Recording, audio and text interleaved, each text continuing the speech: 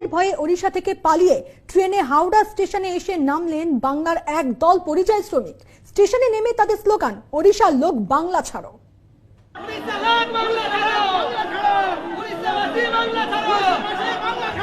বাংলাদেশের অশান্তির আজ ঘুরপথে ক্ষোভ বিক্ষোভের চেয়ারানি আছড়ে পড়ল হাওড়া স্টেশনে।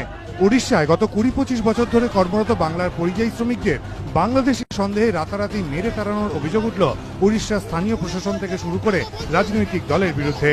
আধার কার্ড, পাসপোর্ট দেখানো সত্ত্বেও মিলছে না রেহাই। আমরা পশ্চিম বাংলার লোক, ওরা বলছে বাংলাদেশি, তোমার রাজ্যের লোক আলু দিচ্ছে না।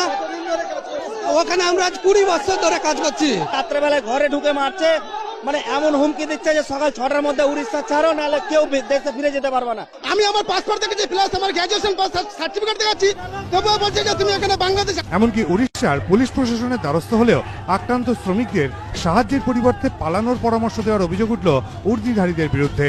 পুলিশ প্রশাসনকে বলতে গেলেও পুলিশ প্রশাসন বলছে যে তোরা পাল্লে যা, না হলে পরে কিছু হতে গেলে আমরা কোনো প্রোটেকশন দিব না। এবার তাই তারা খেয়ে ঘরে ফেরা বাংলার পরিযায়ী শ্রমিকরা স্টেশনে নেমেই স্লোগান তোলে, উড়িষ্যার লোক বাংলা ছাড়ো। বাংলা ছাড়ো। আকাশ বার্তা। এখন সময় আরো একটা বিরতির, সঙ্গে থাকুন।